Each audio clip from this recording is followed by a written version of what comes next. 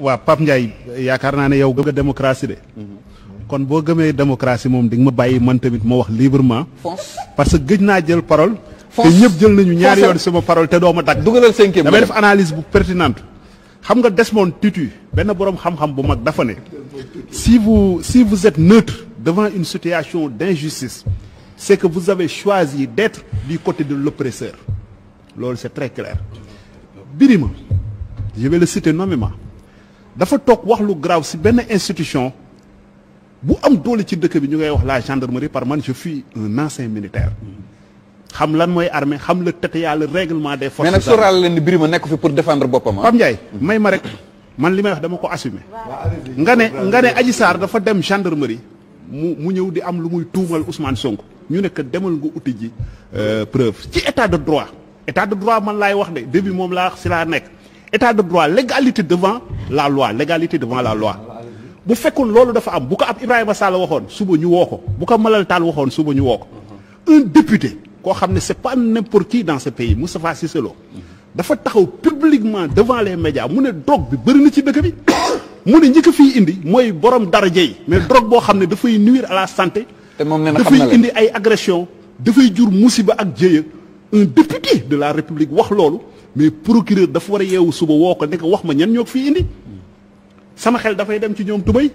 sama xel dafay dem ci mbay aj ñi nekk Rëbës ñi nga xam dañu leen téye injustement le problème de la justice Souleymane Téliko c'est pas n'importe quel magistrat c'est un ami à moi très proche à moi koo xam ne am naa ci moom respect bu rëy rëy Souleymane Téliko gis nañu bi mu jëlee UMS d'Union des magistrats du Sénégal moom moo taxaw publiquement devant les médias mu remettre en cause l'indépendance de la justice parce que li ñu seetlu mooy procureur kan mooy patron mais c'est le ministre de la justice qui est son patron le ministre de la justice kan moo ko fal fi mu ne le président de la république nga ëlbatikuwaat nga ne la volonté du président de la république a toujours été la volonté du ministre de la justice qui devient la volonté du procureur et de certains juges d'instruction et aujourd'hui personne ne peut dire le contraire loolu lu leer nañ la li tax ma ne situation égalité devant la loi situation d'injustice parce que borom salon bi si état de droit nga protéger Adji Sarr ak arsenal bi nga ko protéger si état de droit laa wax de c'est une situation injuste borom salon bi jëkkëram génn di jënd mburu ñu xànc xeeram toj te moom ñoom ñu nekk ay témoins oculaires ci affaire bi. des témoins à décharge. à décharge xam nga les pouvoirs du juge d'instruction dafa nekk pouvoir yu rëy yoo xam ne le juge d'instruction moo ëpp sax pouvoir le procureur de la République moo ko ëpp pouvoir moom daf lay charger wala mu décharger la témoins yi ñaari façon témoin bu ñu ne témoin mooy ku fekk mbir mi xam ci dara mën ci wax kooku bu ñëwee si àttekat bi moom daf lay gën a dugal wala mu setal la te ñooñu position bi ñu taxawee ñëpp sénégalais yi ne sont pas idiots gis nañu ne dañ seen i déclaration dañu setal Ousmane Sonko donc dañuy gis ne appareil étatique bi amul benn intérêt ne daf leen di protéger xam nga tey dëkk bi tey ñi ngi wax ne Sénégal dafa nekk état de droit dëkkum yoon Sénégal dañ ko cité fépp ci Afrique de l'Ouest mais comme une exception démocratique en Afrique de l'Ouest loolu lañ koy wax Sénégal dafa ratifier ay charte ay convention ñu adopté que assemblée générale des Nations Unies luñ ne baax na rek ci droit de l'homme rek Sénégal ñu jox ko bic mu signé nga dem signé règlement 5 bu UMOA fan lañ ko respecté fii ci dëkk bi mais cependant des innocents ñoo xam ne seen yaay mooy jaay gerte caaf seen papa nekk ay coxeur ci garage bi ñu dëkk ci banlieue bi di lekk gerte caaf ñoom la ñu tëj des années ci prison bi amuñu avocat bu leen waxal amuñu kenn tey jot na ñu remettre en cause accusation bi ñuy wax viol mais dafa oyof trop nga yeewu suba ñëw kër Ibrahima Sall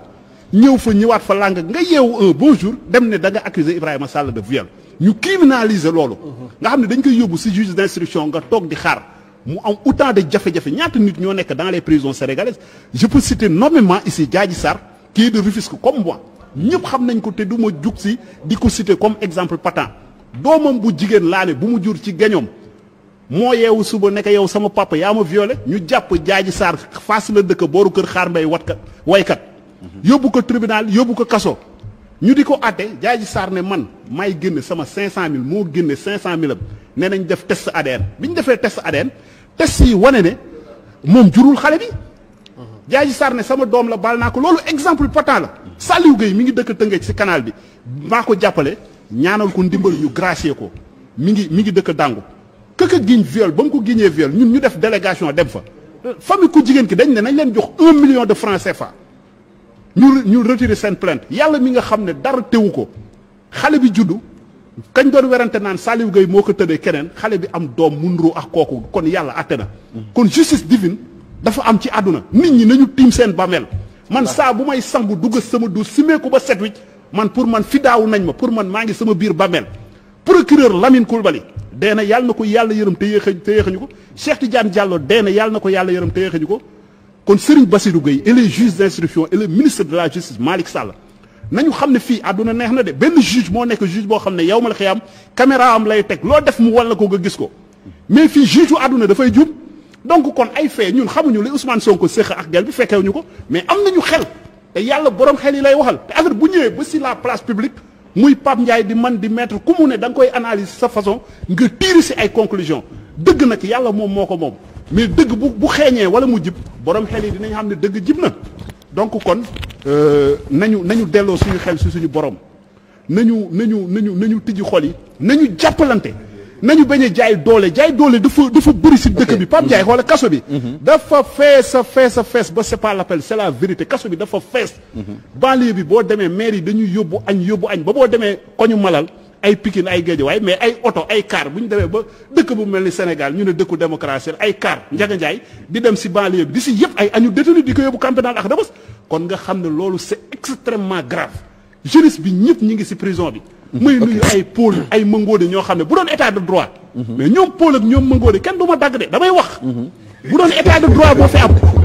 état de droit laa wax li may wax ñëpp a prison camp pénal ñëpp a koy c'est 2 détenus yoo xam ne dañu am problème ak un magistrat des instructions ont été données ñu tëj leen sévèrement mënuñu am libération conditionnelle mënuñu am grâce présidence parce que tout simplement dañu am problème ak un magistrat mais loolu ci état de droit loolu yoon la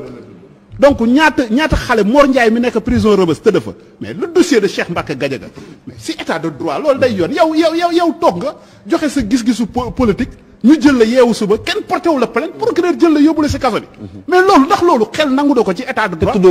ñuy wax naan ay convocation ñu naan Birima ne xale bi ba mu demee dañ ne ko indil ay preuves mais ça c'est faux fii Sénégal laa la wax xool ñun ñëpp ay sénégalais lañ police wala gendarmerie dama ne dem fa rek nga porté plainte Malal Talla Sénégal constat d'ordre général bi mooy plainte bu amee ki njëkk plainte moom la ñuy jox dëgg kenn du la ne utal preuve yóbbu kasu Sénégal dafa yomb de exemple rek laay joxe man Malal mii mën naa ko bañ ñëw na wal fajiri invitation di ñibbi ma dem xam fu mu gaare oto ma def fa benn juin yamba Malal xamul de ñibbi na ak këram ma woo ab policier woo nit am lu ma def ak moom nekk sa waay dafa yor juin mu dem ñu tijji otom fekk kax ay preuve en matière pénale ay preuve la mais Malal fan lay justifier ne juin yamba bi duggul ci otom ñu jàpp ko yóbbu ko prison moo tax benn histoire dafay wax ne benn bëy day daw bëy bi muy daw kéwél bi nekk looy daw kéwél bi nekk yow looy daw mu nekk man dama dégg bëy yëpp la ñuy jàpp kéwél bi nekk pourtant yow doo bëy yow bukki nga mu nekk man buñ ma jàppee balaa may wane ne man du ma bëy damay dee si kaso bi kon foofu laay tëje d'accord